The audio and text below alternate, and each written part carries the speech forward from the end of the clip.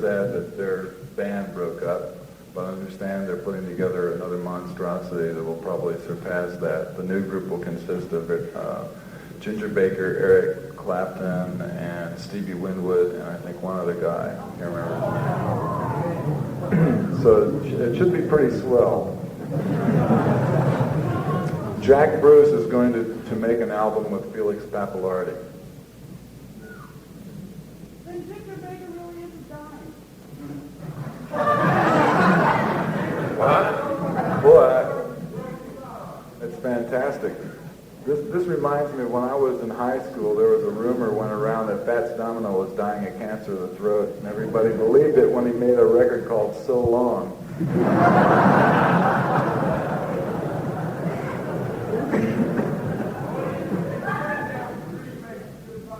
What?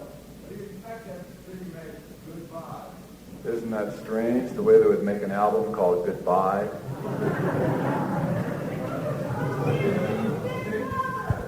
What do I think of Big Brother? It doesn't exist anymore. Oh, yeah.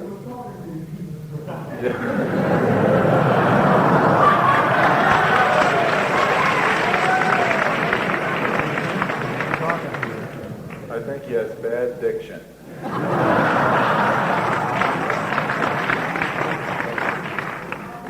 And I think he treats you all like you're in kindergarten. And maybe you are. But at least from this kindergarten, they'll probably give you a piece of paper that says you can get a good paying job someplace. Unless you're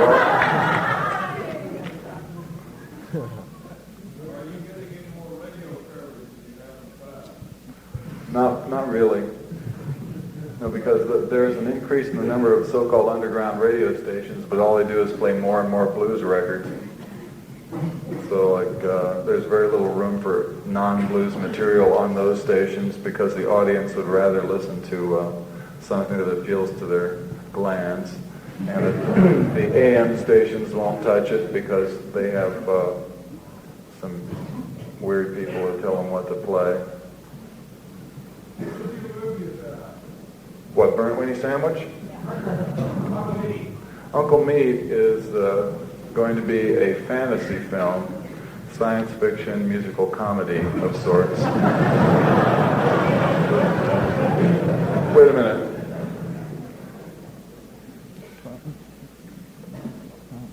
This is the book from the Uncle Meat album, and it's got, this is a little storyboard here of the opening part of the film, which I can describe to you. You ever hear about that guy who used to read comics to the kids on the radio? This is going to take a little while.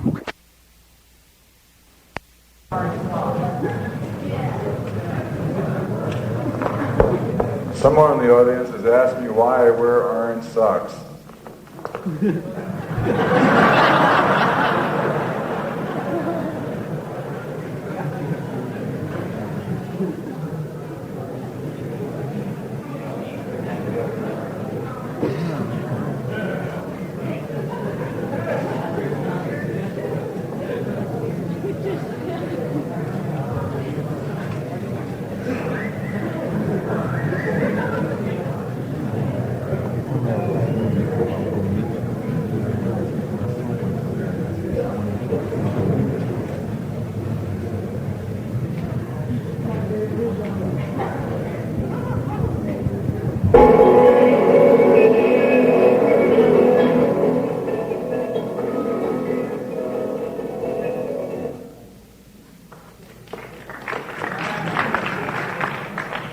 That's called distortion.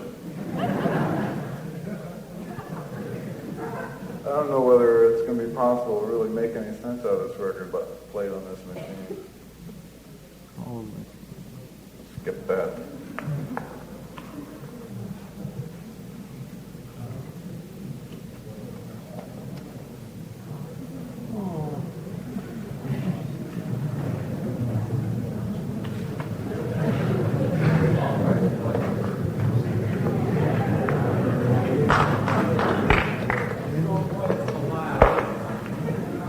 I I tried to turn it down to eliminate the distortion, but by the time you get it down where it's not fuzzy, you won't be able to hear it. Hey, that might work. That's what you do with a Philco. It's a different brand. All right, I'm going to repeat to you some of the things that I told a music industry convention in the Bahamas last week. I have to describe to you this scene. I was invited to be sort of like the comedy relief for a convention of record industry and publishing executives sponsored by Billboard, which is the music industry trade paper, at a very plastic, unpleasant hotel in Nassau.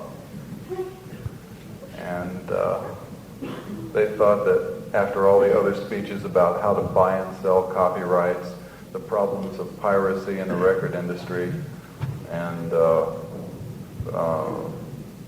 pros and cons of being bought by a company like Transamerica and things like that, that I would entertain them with a speech. They asked me to speak on the subject of understanding the underground artist.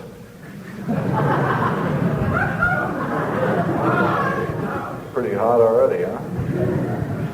And yes, I went, and I gave the speech, and it was quite successful. And here's what I told them. First of all, they can't possibly understand the underground artist. Now, we've just got to see, I'm talking to record company presidents and producers and people who have been dealing with the office end of producing and merchandising teenage musical entertainment. And these guys don't know anything about what they're recording. They don't listen to it. They don't, if they ever get a chance to hear it, they don't like it. And all they know is it makes money for them. So they were actually sort of interested in the possibility that they could understand what the young musicians they had signed to their record companies had to say. And they were also curious as to some of the reasons why they couldn't make heads or tails of it. So I began by explaining that today, music has a different timbre or sound texture to it than the music that they were accustomed to hearing when they were young. In the olden days, they listened to music produced on the accordion, the trombone, the banjo, the smoothly played tenor saxophone, maybe 4 or 5 tenor saxophones in thick harmony, maybe the violin, and the crooning voice. That was the timbre that they were accustomed to hearing their music played in. And today, the sound of the music is harsher with fuzz tone guitars, feedback, loud drums, screaming vocalists, and other showmanship mannerisms which did not accompany the performances of people during the big band era. And I told them that they would probably get a lot out of the music made by the young people today if they could get past the sound texture of it. If they could imagine that, let's say, an arrangement by Jimi Hendrix was being played on an accordion, a trombone, a violin, they could dig it better. I also told them that young people today, the ones that are signed to their record companies, aren't as practical as they are. They don't care too much about getting up on time or worrying about some of the things that keep them hung up in their everyday jobs. They couldn't understand that at all. And I also told them that the people who make music today, a lot of them, I think enough of them, believe that what they're doing is an art form, whether they're playing blues or whether they're playing any other kind of music that's merchandised in the pop vein today. They believe that what they're doing is an artistic expression. And I don't think that was true in the past, especially most of the recordings produced by Mitch Miller and that golden era of American popular music. also think that a lot of groups today don't really care whether or not they have a hit record. They're more interested in getting a chance to record their music and present their musical philosophy to a large number of people, which they wouldn't be able to reach otherwise. And this came as a revelation to the executives who are extremely interested in selling large quantities of, just unit product. Another thing that I told them was that schools today don't really prepare a young person to function in the music industry. More money is spent on athletics and science and engineering departments than are spent in music departments in most schools. And some people think this is a good idea because what America needs is more athletes, engineers, and technical people. But I take the other view. I think that America would be a better place if it had more music and if it had better music and if people knew how to listen to music.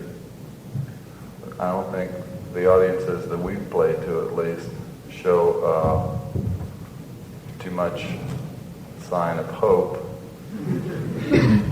that they really hear music properly. And it's not their fault because they were never given the chance to do so.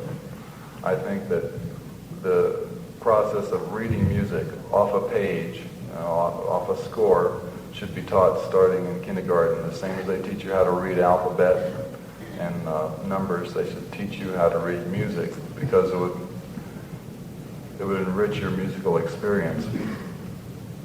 And I think it's important that everyone have some sort of musical experience. You don't have to make it your life, but it can really do a lot for you spiritually. I don't want to sound astrological or nothing, but it'll make you feel better. I think that today, when students all over the world are reevaluating what a school is and what their needs are in terms of, as opposed to what the school offers them, that the reevaluation of music courses should be one of the things considered. And there's one guy in the band, she was talking about this guy, Ian.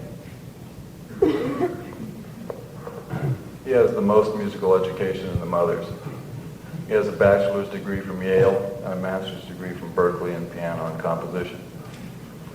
And I haven't had too much musical schooling myself, so I escaped a lot of this crap, but the way he describes the music courses at these schools is that people who are studying composition are turned away from live performance. The school tries to get them to stop wasting their time playing in bands. If you're studying classical music, you shouldn't mess around with that jazz. Put that saxophone down and go back to your keyboard exercises and things like that. And I think that's wrong. If all the music students that were enrolled in these courses adhered to that, the music literature of America would be pretty rotten pretty quick. It's not too good right now either. One of the reasons for that is, if you're a serious composer in America, that great industrial society, there isn't much of a chance for you to get your music heard unless you're in the business of writing Pepsi-Cola jingles or want to sell yourself out to doing arrangements for string orchestra backgrounds for Connie Francis or something like that. The composer who wants to write for an orchestra in the United States has very few choices open to him. Like he can come on to all the faggots who control the grants that are passed out, or be a composer in residence at some college and maybe hear performances of his works by disinterested student orchestras. And in an environment like that, it's very hard for composers to survive. It's no wonder at all that a lot of American composers have turned away from writing for normal instruments and seek a little safety with a synthesizer, which can be operated by one person, maybe even the composer himself, just sitting down. He can produce a variety of sounds. But most of what I've heard of these electronic music experiments come off very cold, and they sound like a sort of a shabby substitute for what the guy could have done with an orchestra. A lot of the sounds that are produced electronically by the synthesizer could actually be produced by normal musical instruments in the hands of capable, interested players, given enough time for rehearsal. Some of the sounds produced by the synthesizer are impossible, but there are certain classifications of sounds that you could duplicate with an orchestra. And the music of György Ligeti is a good example of this. Some of his things sound very electronic. Penderecki has written some things that sound quite unlike an orchestra, and where the only instruments he'll be using are strings. So after I delivered all this madness to the convention people, we had a question and answer period. Oh, I forgot one thing. And I told the industry executives that their attitude towards the young people who were making the music today was they sort of looked on them as hairy creeps who are just a commodity to be bought and sold the same as they do with football and baseball players. So after I had said this, a man got up from the audience and he said, well, if the record industry executives think of the artists as a bunch of hairy creeps, what do the creeps think of the executives? And I told them that the kids think that they're a bunch of old farts.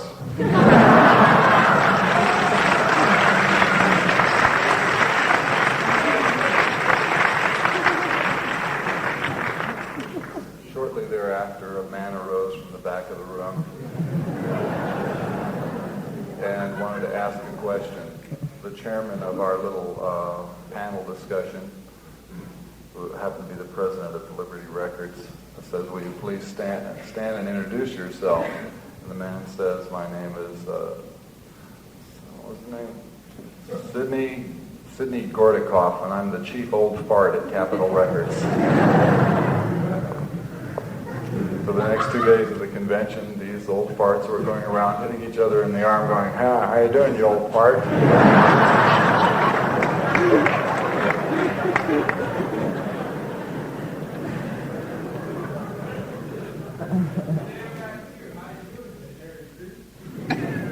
No, as a matter of fact, they never got that far, but I could tell by the way they were looking at me that that's the way they felt. It's hard for them to hide it.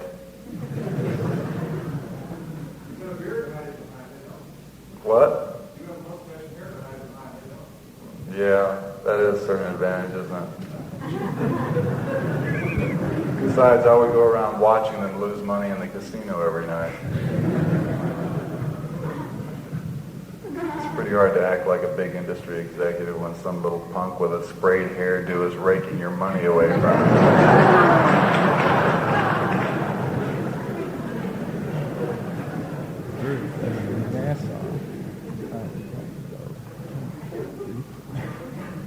I would like it better if there was a little bit more dialogue between me and the audience instead of me just sitting here squawking into this thing. You gonna be in the village this summer? No, we're probably going to be in California most of the summer. Working up and down the coast, mostly in Los Angeles. In July? Let's see, where are we going to be in July? Oh, we'll be in the South in July. We have, I don't know the exact dates, but we're playing part of the Jazz Festival tour with Miles Davis, Hugh Masekela, Nina Simone, Roland Kirk, and some other people. And we have 2 black colleges in the South and some other place in North Carolina. And we're also doing the Newport Jazz Festival. What? No. No, in the southern part of the United States. As a matter of fact, when I was coming in on the plane this afternoon, I got my first look at Tennessee through the clouds. It delightful. I wanted to tell you that it bears a remarkable resemblance to the country surrounding Hamburg, Germany. It really looks a lot like it. That might, if you have any, so I figured there's plenty of them left over there too. What do you want to know about Susie Cream Cheese? Her real name is Pamela Lee Zarubica, and she lives in Los Angeles. She's supposed to be stereotyped? Well, I don't know whether she's supposed to be, but that's the way she turns out. Hey, could you tell us about your new venture with your own recording company and how it's working out? Yeah, I'll give you a complete report. The bizarre record company experiment begins with the mothers of invention signed to Verve Records Incorporated, a subsidiary of MGM Records, which is a subsidiary of MGM Films, which is a subsidiary of Kinney or something else. I don't know. It's all this big long chain of people digging into your mind and digging into your pockets and telling you what to do. And we were signed to this company for about 2.5 or 3 years. And during that time, we were paid one royalty statement. And it is common in the industry that royalties be paid on records twice a year. Or at least a piece of paper be sent to you telling you that you didn't sell any records. Something, just to let them know that you cared. Well, from the very beginning, our relationship with this record company was unsatisfactory, and they tried to exert a lot of force on us to change some of the things that we had put on the records, and it just gave us a bad time all the way around. It's really a schmucky company to do business with.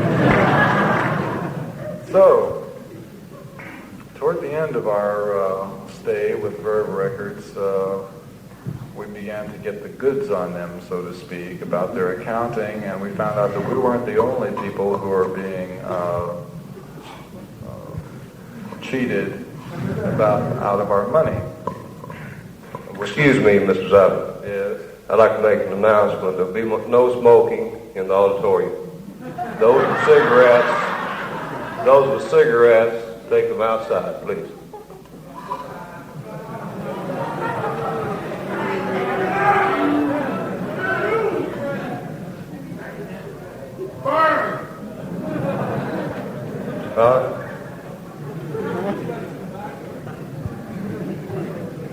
Later that night,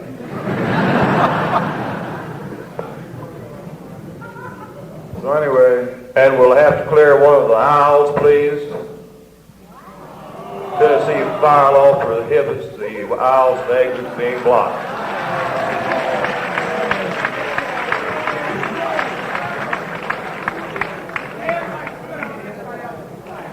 We'll stop the program until you comply with it.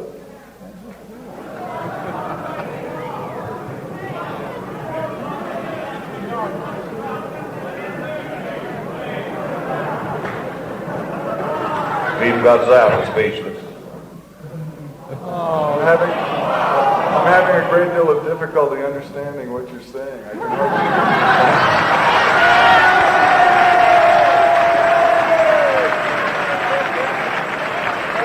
I'm not the least bit surprised. Will those that are smoking please take the cigarettes outside, please, and we can go on with the program.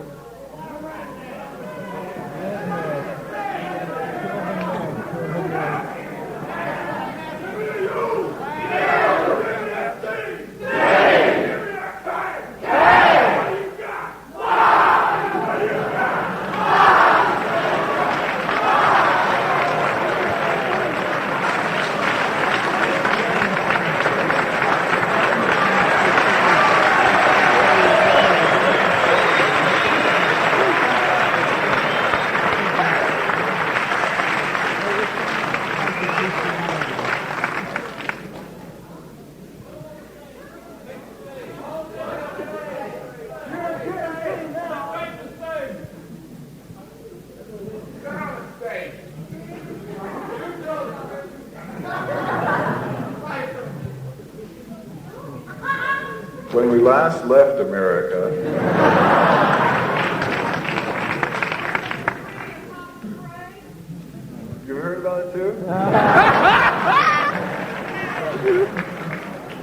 I know the only reason you heard about it is because it was probably in a song.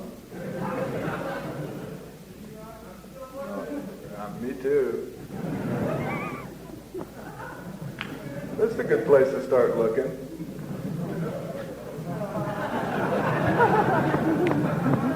Not a good place to find it, but it's a good place to start looking.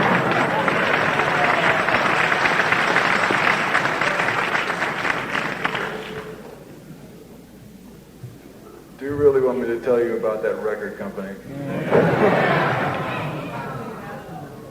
I don't know. How's They're that trying gonna to be? get. They're trying to get a music festival in Aspen. In fact, that was one of the interesting things about the convention in the Bahamas, because a guy from Columbia Records gave two kids from Aspen the airfare from Colorado to the Bahamas, but didn't give them any money to eat on or any lodging there. But these kids arrive in raggedy clothes at the deluxe hotel, and they walk in. They're looking for somebody to help them out to put their festival together. And it seems that a landowner in Colorado, evidently a very large, wealthy landowner, has donated 8,000 acres to this group of kids who want to put together a monster-sized pop festival, a free festival in this valley that this man has donated to them. And these two kids, Mo and his buddy, I forget what his name is, came down to the place to try and arouse interest among members of the music industry in supporting the festival, which they weren't too thrilled about doing. However, a couple of the companies did kick in some money to help them to get started. It was Elektra Records, and we put in a little bit of money, and another guy from, it was Felix Pappalardi, the guy who produces the Cream, kicked in some money, and they have some operating expenses now just to stay alive and try and round up the rest of the funds they need to make the thing work. I don't believe they're going to be able to have it ready in time. I think they wanted to do it around July 29th, and that's an awful short period of time to provide for the feeding of and sanitation for 150,000 expected freaks, that's right. And normal people, because I think it's important that so-called freaks and so-called normal people get a chance to sniff each other out at some neutral territory, which a pop festival is okay for that, because if you have a lot of loud amplified music and a lot of girls dancing around half crazed and you know what I'm talking about, don't you, boys and girls? You know, it can be a very pleasant sort of thing, you know, and very straight, rigid, normal folks coming to such a scene, if they can just stop looking at it and being repelled by the sight of it, might be able to get a good feeling from it, which they would have a lot. What? Everybody's normal people. No one. What? What? Waiver. Who's Waiver?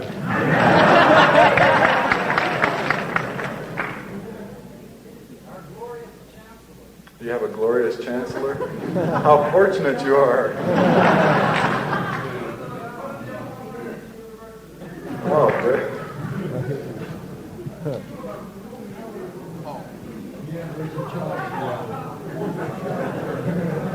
This is quotes from Chairman Charlie.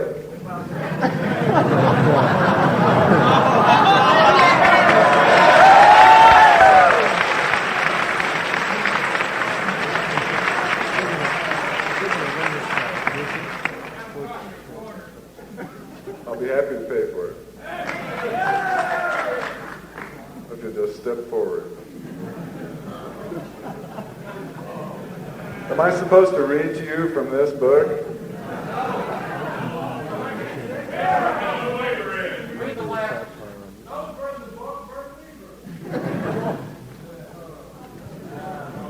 What do you want the MC5 or something?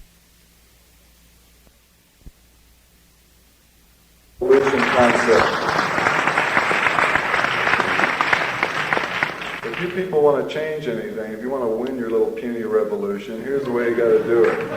First of all, you got to realize by going out and confronting the authority, in some really hokey way out in the street with little signs, they're just going to go and squash you down. Okay? You're not going to be able to change an ugly mess which has existed for hundreds and hundreds of years by going out and doing it overnight. You just can't do it. That's not practical. It's not going to work. The best way, I think, would be for you to become lawyers and change the legislation, become teachers and teach the kids who are coming up, and get into politics.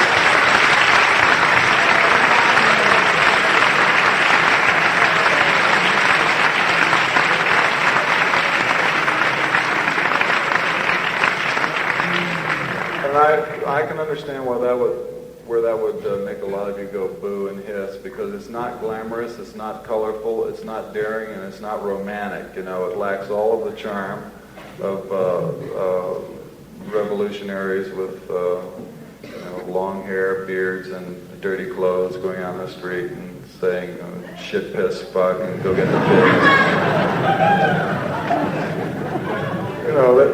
That's got a lot of attraction to it today because there's nothing else happening, But and I think that sort of revolutionary tactic is functional because it provides a smokescreen, a convenient smokescreen for you if you would like to really change things, and if you really would like to make America into something that matches up with the image they try to project in American history classes. If you'd like to, well, listen, I'd like to see a little bit closer to the land of the free and the brave and some of those other corny slogans. I would like to see this America be a place of equality and all that stuff that they told you in grammar schools was supposed to exist here. That wouldn't be too shabby. Tell us to do it now. What? Not only in grammar school. I know, they keep on telling you because nobody ever said, well, come on now, this is absurd.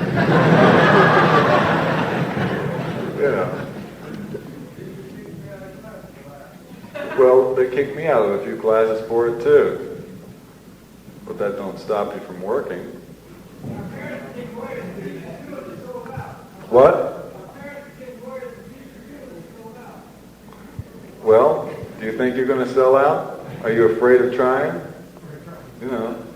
Look, people talk about drug legislation, The only way you're going to be able to legalize marijuana is by getting some very hip lawyers in there. Like in California, it's ridiculous because most of the lawyers, at least the ones I know associated with the motion picture industry and record business, they're all turning on. They all get loaded, and just about everybody gets loaded. It's a ridiculous hypocrisy, the way that the thing is handled. But it's not going to be changed by somebody in the street with a sign. It's got to be changed by some old fart or some young fart with a suit on. You have to get in there and deal with those people on their level. The establishment is very funny about the hold that they have on things. Some of them actually believe they're doing the right thing. It's demented and it's absurd. But they really believe that they are right, and they really believe that they love their country, and they love their family, and they love all this stuff. And they really believe that you're a threat to that. They think you want to take it all away from them. They just don't understand. Of course, there are some of them that are a little bit more sinister than that. But there's millions of people, reactionary people, who think that they're good Americans. And it's going to be very difficult for anybody to convince them that they're not. But I think that there is a way to use some of that stupidity against them. Some of you psychology majors ought to do a little research project on this side and investigate ways of manipulating that mentality comfortably. Don't hurt them, because there's no reason why they should be burned out of their houses. They shouldn't be slaughtered in the street, and all those other romantic ideas of the revolution. They should just be put to a better use, that's all. Are you against SDS? Want me to tell you the truth? I don't know anything about SDS's policies. All I know is that SDS stands for something that's political. You know, I don't get into the people ask me questions about, you know, this new left-wing leader and that new, you know, I don't pay any attention to that stuff. It doesn't appeal to me. Didn't you, like, interview or something, somebody, like, I think John Lang, asked you what kind of girls you like best, and you said girls like politics and things like that. Yeah, what's that got to do with SDS?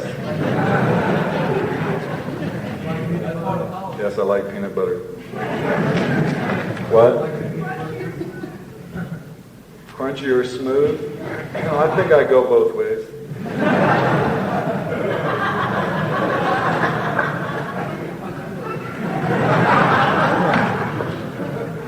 I'll take these with me on the plane. Got to be better than the food they give you. What do you advocate on rap? There is a...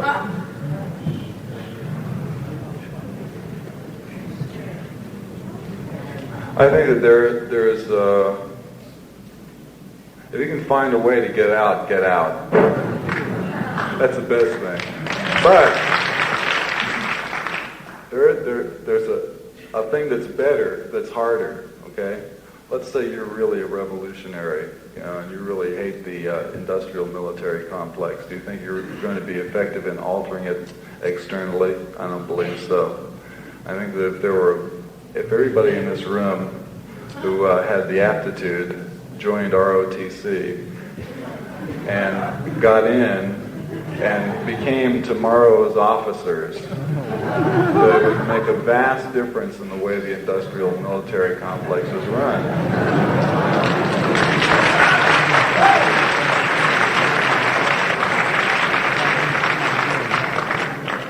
But I don't think that there are very many young revolutionaries with the type of dedication that it would take to go through all that bullshit and really emerge effectively on the other side. It's not easy to do, but that's the only way it can really be done. See, in order to change this society, you're going to have to attack all the rotten parts sort of uniformly at the same rate.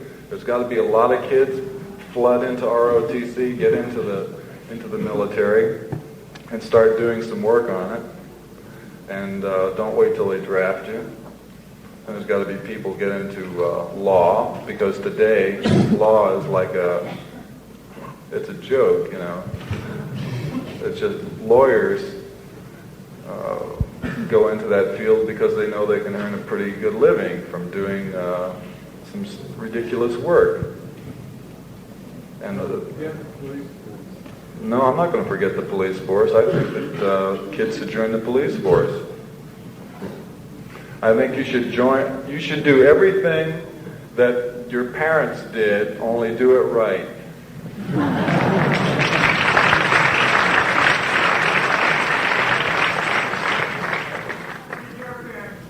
My father is still a teacher. No, he's not a teacher anymore. I don't see him very often. He started off as a teacher, and then he went to work for the government at Edgewood, Maryland during World War II as a meteorologist, helping to chart winds and clouds for the dispersal of poison gas. And then he got a job as a metallurgist at the Naval Training School in Monterey, California. And then he went to work for private industry, which had government contracts with General Dynamics. He was working as a data processor on missile projects, and my mother was a librarian.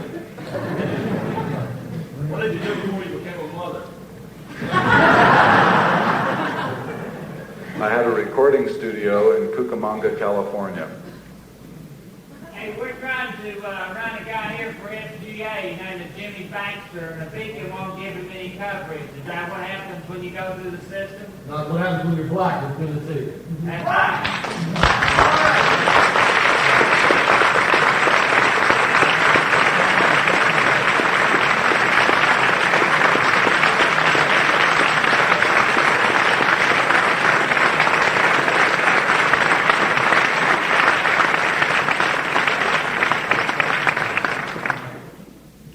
And I hope everybody heard that.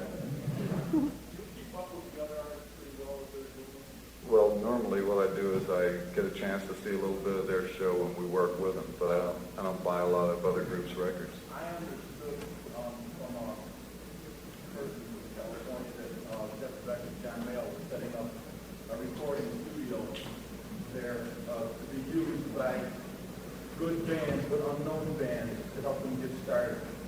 You know, have you heard anything about that? I don't think Jeff Beck and John Mayle are that good friends, nor do they have that amount of money.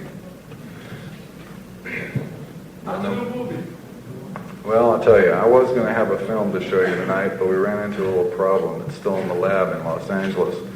I made an 18-minute fantasy film called Burnt Weenie Sandwich.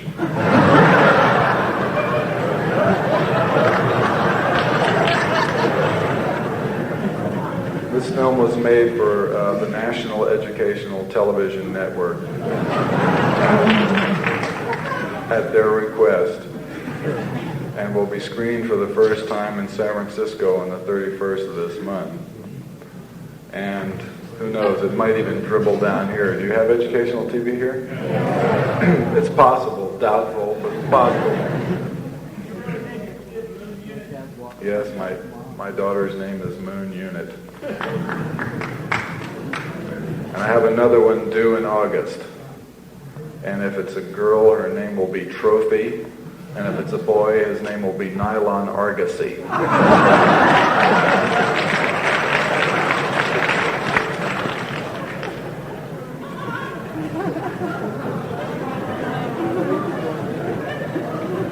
For breakfast, I have toast.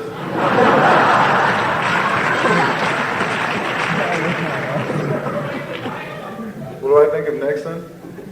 I wouldn't buy a used car from him. What? Astrology?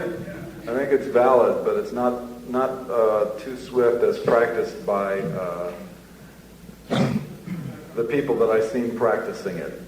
You know, I think that there's something to it, but its main function today is as a social mixer. You know. Who's the world's best guitarist? What kind of guitar playing? Like rock. Like rock? Well, there's a lot of different styles of rock. Or you like along the lines of like Beck or Clapton? Well, I'll tell you, a lot of people are very interested in who's the fastest, and I tend to prefer somebody who's playing melodic lines I like to listen to. I like Clapton's lines. I think he really plays pretty. And I heard a pretty good guitar solo on the new Johnny Winters album. I thought it was pretty sweet. But we worked with them last night, and he was playing trash. I couldn't believe it. It was, of what shit? What's happening at BAI? I haven't been over there for quite some time. Have you seen Johnny Winters? Is he really as good as all the reviews say? Well, all I can go by is what I heard on that record, and I like the let's see, I think it's the second song on side one. It's sort of a slow tune. Will the people on the front 2 or 3 rows please quit smoking?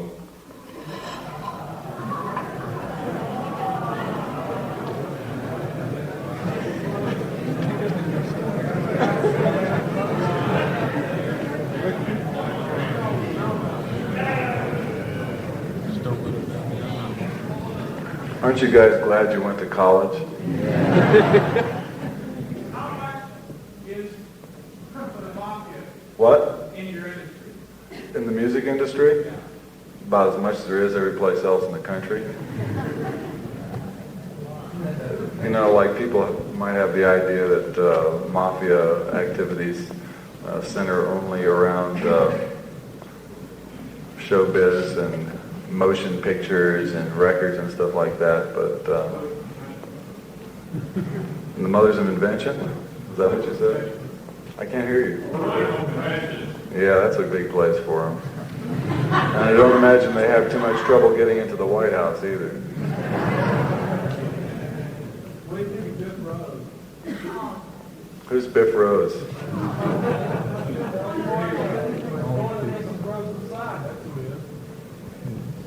I'm not familiar with this phenomenon.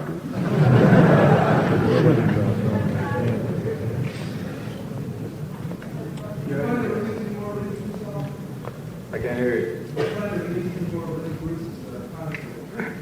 Well, those tapes that we just put out were pretty hard to obtain. See, there's not a lot of tape floating around on him. And if we get a hold of any more, we'll put them out. But we got those tapes from a guy named John Judnick, who lived with Lenny up until the time he died. In fact, John was the guy who found the body. And they were neighbors of ours in California at the time. And John used to, during Lenny's last days, when he was having a lot of trouble getting work, John made sure that every time he did work that it was taped, and this just happened to be the best of what he had. I think that that Lenny Bruce album is not really a comedy album, but it's an interesting, it's sort of an entertaining lecture, because he hits on some good things about the law and the evolution of the law. Yes? Is there any way we can get the price of records now? Yes. Let's see. What would be the best way to achieve that? I'm pretty sure that well, no, let me think about that again. Because, see, in the Musicians Union, they've just raised the rates of what a studio musician gets paid to make a record. And I think that raise is going to be reflected in the cost of albums. It used to be that a studio musician got $65 for 3 hours of recording time, and that's been raised to $85 plus another $15 if he overdubs.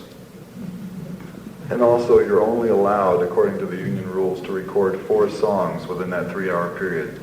If you happen to be a really good group and you cut 10 songs in that 3-hour period, they got to pay you more.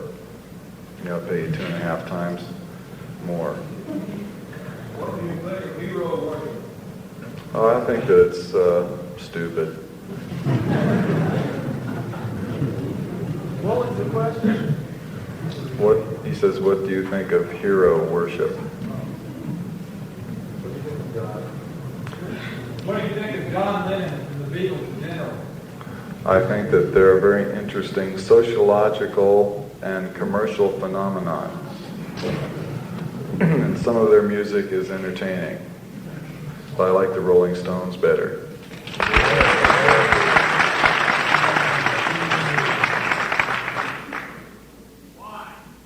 Because I think that they make better music. And I also think they're more real. And I happen to know Mick Jagger personally, and he has a good mind. I mean, he's no dumb schmuck. And he's really sharp. Sure. He came over to my house one night. We had about a 5-hour discussion about politics and history. And that guy's got a better education than most people I ran into. He really knows what he's talking about. And I have a great respect for that, and I can respect his music more because I know what kind of a person put it together. And I don't get the same feeling from listening to the Beatles albums. Because at the convention I also got a chance to talk with George Martin, their producer. And I have a feeling that he has quite a bit to do with what makes them sound spiffy.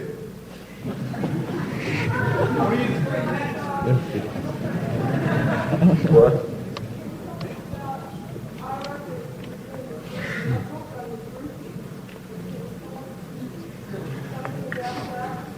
All right, we have the subject of groupies.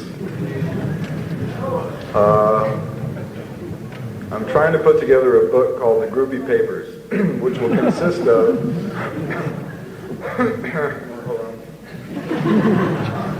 3 sets of diaries or journals. that were kept by 3 different girls who are groupies or operate on the fringe of groupiedom. There's Cynthia Plastercaster, a young lady from Chicago. What? No, Dick's the one who does that. Dick? Dick? What'd you do, run out? Snork.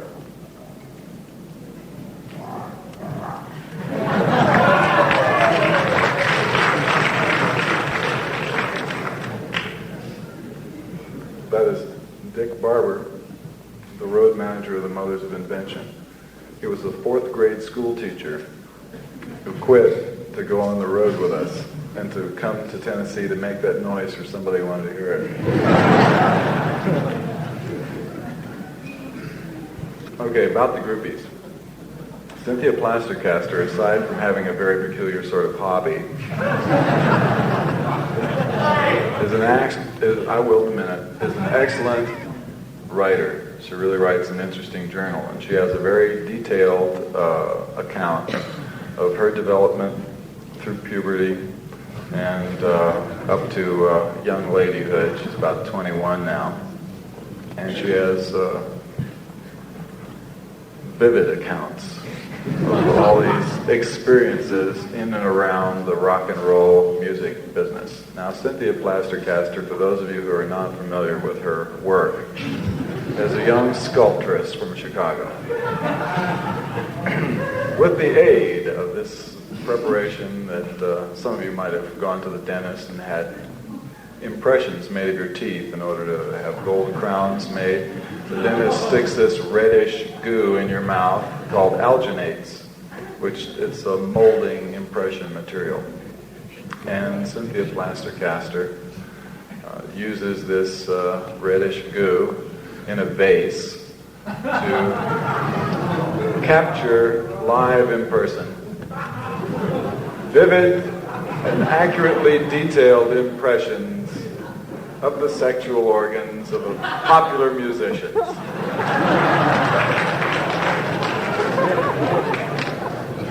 Especially ones from England. She's just crazed over English pop star peepees.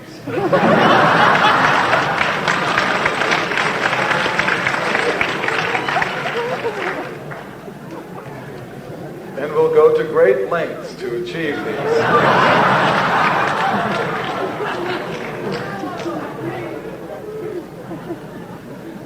Now, the way this is usually done,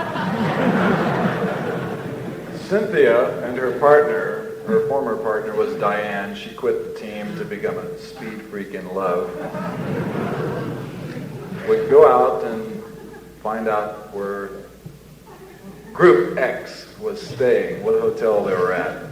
And they would get their equipment together, which consists of a little brown suitcase with a thing on the side that says Plastercasters of Chicago.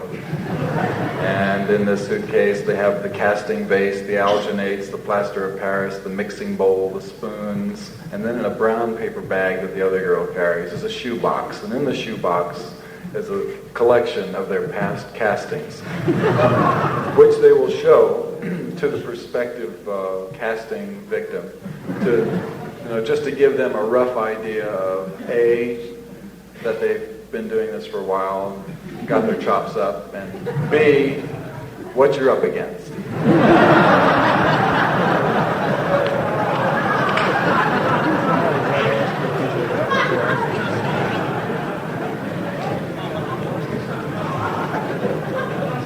Now it sounds a little depraved, but it's not that bad.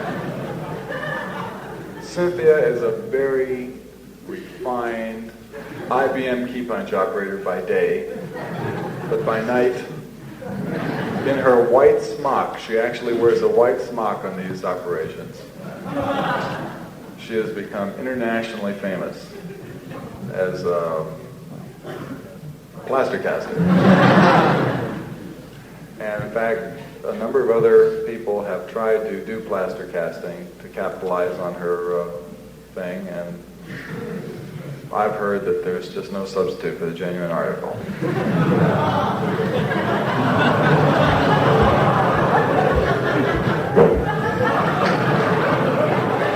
Cynthia Plastercaster is now in Los Angeles, California, where she is working on a book, which she, I think, is going to call Groupie's Digest or something like that. But it's got information about how you, the untrained young teenage girl, can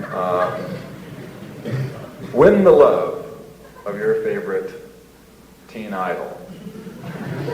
And she has subjects in there like how to find out where they're staying, who to ask, ways in which to bribe the guards to get backstage at the Fillmore, and she has a bunch of interesting techniques that she wants to include in the book. And I'm trying to talk her into writing a screenplay. I think would be very interesting. Her life so far has got to be one of the most magnificent things to present in the movie house. And now, the rest of the stuff in the Groupie Papers book consists of the diaries of Miss Pamela Miller, who is one of the GTOs of Laurel Canyon. And GTO stands for Girls Together Outrageously. This is a group of young ladies who were just sort of a happening social thing in the canyon when I moved in.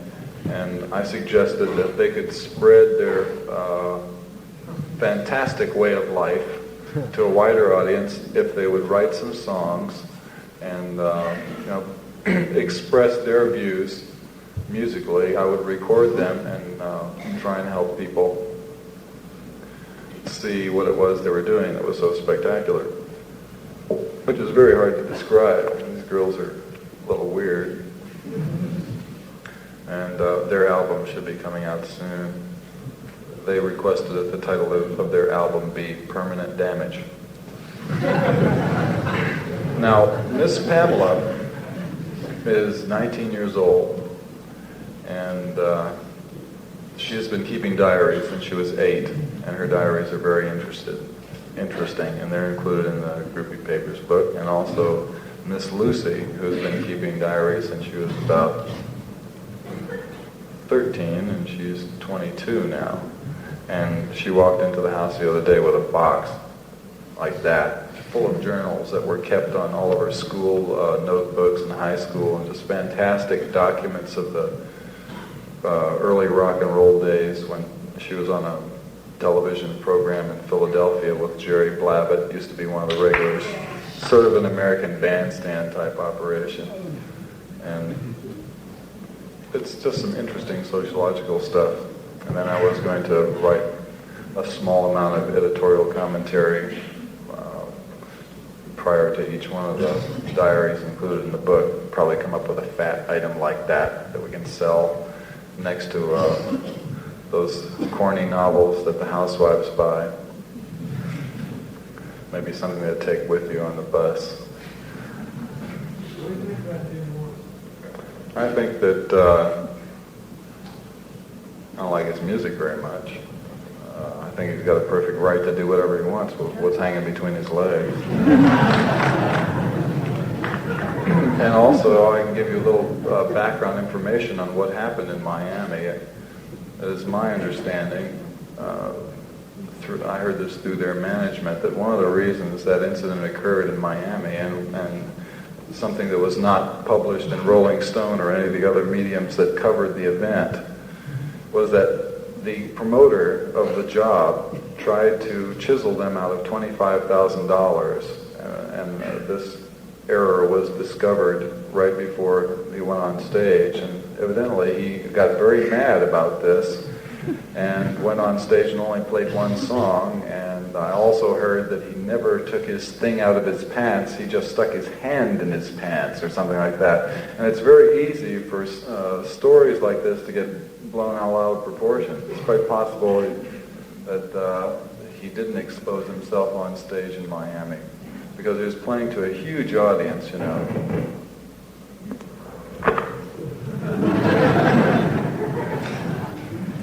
And generally when you play places that big, it's pretty hard for the people in the stands to see what it is you're doing. And everybody would expect him to take it out of his pants, you know, so that they would just logically jump to that conclusion. I don't see where that's enough to promote this rash of decency rallies which seems to be sweeping the nation. What? What's happening to our youth? Not enough. What do you think of Paul Simon? His work? Simon and Garfunkel? I think it's pleasant. What? What do you think of Tolkien? I only read 1.5 of his books, and I like them. Have you heard of the Blue Comet, Japanese group? No, but I met the Tigers, which is also a Japanese group, and that's like the Japanese equivalent of the Beatles. And they came over to my house in Los Angeles and brought me one of their albums, which sounded like a very pale imitation of the Bee Gees. With, do you remember a record called Sukiyaki? Combined Sukiyaki with the Bee Gees.